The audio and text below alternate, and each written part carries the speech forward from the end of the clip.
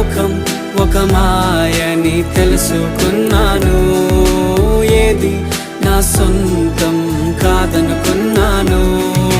తప్పిపోయిన కుమారుని నేనైతే నా కొరకై నిరీక్షించే తండ్రి నా యేసు.